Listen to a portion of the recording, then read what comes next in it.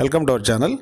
ఆంధ్రప్రదేశ్ ప్రభుత్వం సూపర్ 6 పథకాల అమల్లో భాగంగా కొన్ని కొత్త స్కీమ్స్ని ఇంప్లిమెంట్ చేస్తుంది. దీనిలో భాగంగానే ఆంధ్రప్రదేశ్లో ఆడబిడ్డ నిధి పథకానికి సంబంధించి గైడ్ లైన్స్ని ప్రభుత్వం రిలీజ్ చేసింది.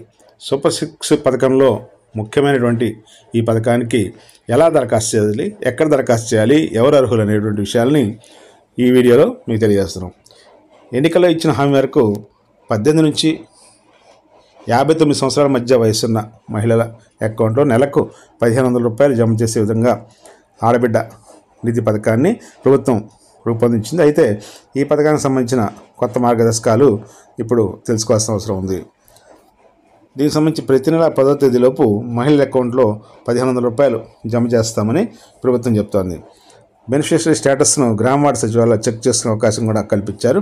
ఈ పథకం కింద లబ్ధి పొందడానికి అన్ని సర్టిఫికెట్లను సబ్మిట్ చేసిన వారికి మాత్రమే అవకాశం ఉంటుంది. ఆడబిడ్డ నిధి పథకాన్ని P4 అంటే పబ్లిక్ ప్రైవేట్ పీపుల్ పార్ట్నర్షిప్ స్కీమ్కు అనుసంధానం చేసి మహిళలకు ఆర్థిక చేయూత అందించే విధంగా ప్రభుత్వం ప్రయత్నం చేస్తోంది.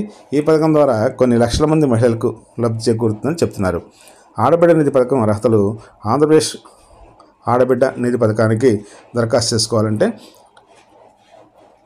దరఖాస్తు చేసుకునే మహిళ ఆంధ్రప్రదేశ్లో నివసిస్తూ ఉండాలి.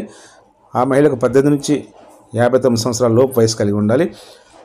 ఫ్యామిలీ ఇన్కమ్ గ్రామీణ ప్రాంతాల్లో అయితే 1.2 lakhs లోపు, టౌన్లో అయితే 1.8 lakhs లోపు ఆదాయం కలిగి ఉన్నవాళ్ళు అర్హులు.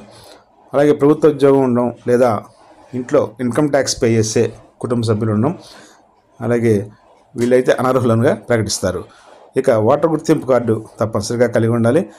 ఇంకా అవసరం డాక్యుమెంట్స్ ఏంటి అనేది కూడా తెలియజేద్దాం. Aadhaar card, ration card, bank ఖాతా, అలాగే ఏజ్ నిరూపించేటువంటి ధృవపత్రం, ఆదాయ ధృవీకరణ పత్రం, నివాస ధృవీకరణ పత్రం, వీటినన్నీ కూడా మనం రెడీ చేసుకున్న తర్వాత గ్రామ వార్డు సచివాలయ .ap.gov.in వెబ్సైట్లో అప్లికేషన్ సబ్మిట్ చేయాల్సి ఉంటుంది. లేదా మీ సమీపంలో ఉన్న గ్రామ వార్డు సచివాలయంలోని సిబ్బంది దగ్గరికి వెళ్ళి అప్లై చేసుకోవచ్చు. లబ్ధిదారు లిస్టును కూడా ఈ ప్రాసెస్ అంతా అయిన తర్వాత సచివాలయాల్లో డిస్ప్లే చేస్తారు. అలాగే అర్హత అనర్హత అనేటువంటి కారణాలను కూడా అక్కడ తెలియజేస్తారు.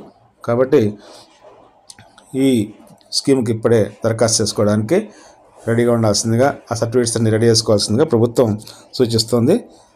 త్వరలోనే ఈ పథకానికి సంబంధించినటువంటి అమౌంట్ని ప్రభుత్వం రిలీజ్ చేసే అవకాశం ఉంది. కాబట్టి అర్హులైనటువంటి మహిళలు ఆ సర్టిఫికేట్స్ రెడీ చేసుకుని సచివాలయంలో సంప్రదించాలని సూచిస్తున్నారు. Thank you very much.